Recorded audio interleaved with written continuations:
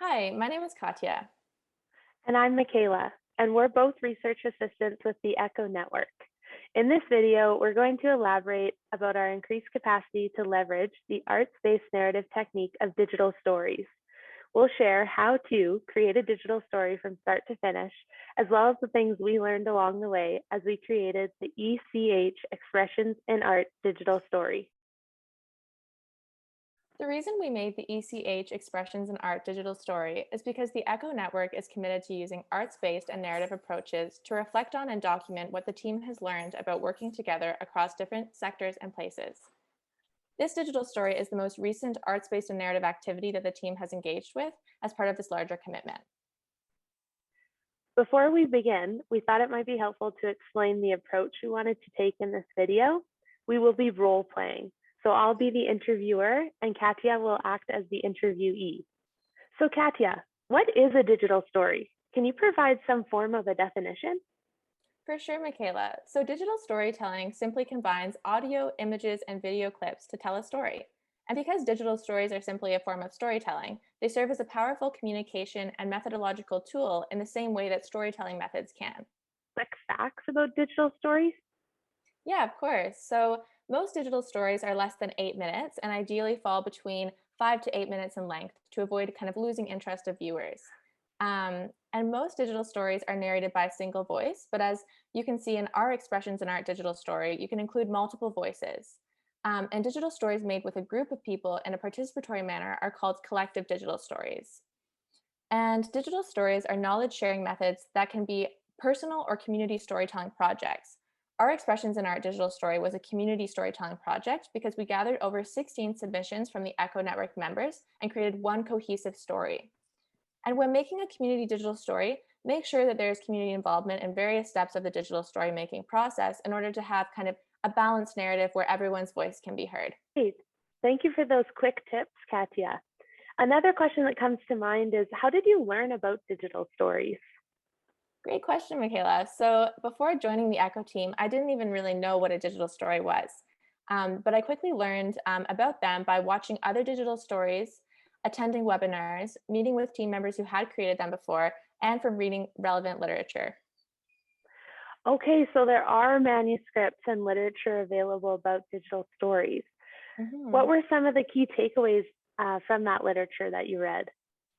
Yeah, so the first important thing that we learned from the literature was that digital stories can be more useful than other knowledge sharing techniques in kind of narrating people's lived realities. So, for instance, Gisleton and colleagues explain that storytelling can counter these kind of dominant narratives and recenter marginalized and localized community voices. And Willocks and colleagues echo this in suggesting that digital storytelling can kind of move beyond the limitations of typical narrative research methods like interviews, for example, as it can serve as a community driven initiative which can better sort of resonate with things like oral wisdom.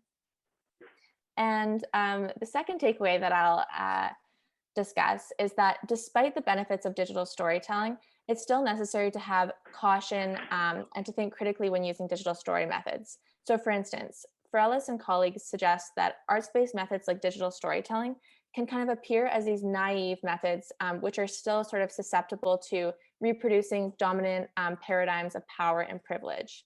And for this reason, Leeuw and colleagues note that deploying storytelling methods and critical analytic reflection. And they suggest that these methods should not be seen as sort of offering answers, but rather as ways to engage and grapple with challenging and complex questions and issues. Okay, thank you for summarizing those articles, Katya. That's really helpful. Of And if course. you'd like to read any of these articles, please see the reference list in the comments below. You'll also find links to a couple of the digital stories that we watched to inspire our expressions in art. Okay, so after reading some literature and watching the other digital stories as examples, what are the next steps in creating a digital story? Yeah, so if possible, I'd suggest connecting with someone who has experience with digital stories. Um, and then I would gather and organize the media that you have, so pictures or videos, and put those into a PowerPoint. And then start to analyze and reflect on the content that you have available and identify kind of synergies and differences and nuances in the media that you have. Um, and next, I would suggest organizing the media that you have into themes. And having key themes can be a really straightforward way to kind of organize your story. And it can kind of lay the foundation for this general structure of how your story will flow. Okay, so after you have those kind of that general structure, then were there any specific components that you included in the expressions in art digital story to create that flow? Yeah, so a few things that we did. Well, the first thing we did was we included a territory acknowledgement. And we did this to sort of position ourselves in the places and context where we made this digital story. And we were working with just photos, and we decided to use just one photo per slide to kind of avoid clutter and distraction and sort of contribute to that nice flow. And we included several different voices as narrators in an effort to sort of create this shared story, which I talked about earlier. And then we also looked for music that sort of resonated with the digital story that we were trying to create. And of course, we asked for permission to use the song that we ultimately chose. Okay, thank you. And once you progress through those steps and you're feeling pretty confident in your general structure and you have a sense that you have some flow, what's next?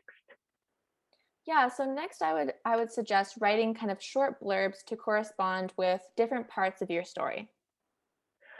Oh, okay. So these blurbs that you're talking about, these were written based on the expression and art submissions. They weren't like pre-planned or scripted before creating the digital story. Yes, exactly. Yeah. So we used the text that was actually part of these submissions in creating the blurbs and in order to kind of tell this story. Um, and then after kind of creating these blurbs, I would ask yourself what story you were kind of trying to tell and reflect on whether your current structure reflects that story. And so once you have your blurbs and your themes, try writing some transitions between these individual parts to kind of create this flow. Um, Okay. and once you've done all of that, at this point, you'll have kind of a rough draft. And you should reassess by asking yourself questions like, do your themes still make sense? Is the story's narrative coming through? And given that our digital story was kind of a shared one with many people's voices involved, at this point, we scheduled a meeting with other team members and we got some helpful feedback on our digital story's first draft. And I'd really suggest this, asking others to watch your digital story. It's a really great way to check your blind spots and to gain some novel insights about ways to improve it. And I would just say, remember that this is an iterative process, and you'll likely require multiple drafts. It is an iterative process, and it's okay to have a couple of drafts, and super helpful to get feedback if you have that kind of support around you. So thank you so much for taking us through the start to finish how to. That's it, I think. Is there anything else that you would like to add on based on your personal experience creating this, or on your journey of creating the expression and art digital story? Well, I feel like I've talked quite a bit about my experience, but I know, Michaela, that you have made quite a few digital stories. So I would be interested to hear about your experience as well. Yeah, sure. I'd love to share some lessons that I've learned through kind of going through this process myself. So you mentioned earlier choosing music or a song that kind of, goes with the story you're trying to tell. And I definitely agree. I think that having a song playing in the background just kind of pulls through this common thread and it kind of brings everything together. However, this has been a challenge for me personally without the optimal software. So kind of what happened was we couldn't get the song in the background to be quite quiet enough to not kind of be challenging I guess like the narration from the speakers. So that's something to keep in mind. Maybe PowerPoint, which is what we had used to make our digital story, isn't the best option for trying to get that background song in. Mm. And then again, just keeping in mind inclusivity and just wanting to be accommodating to all of the audiences who may or may not view our digital story. And an example of how we did this in our story was using subtitles or captions in 2 different languages. And then also, if you decide to upload your digital story to YouTube, it has the auto translation feature for captioning options.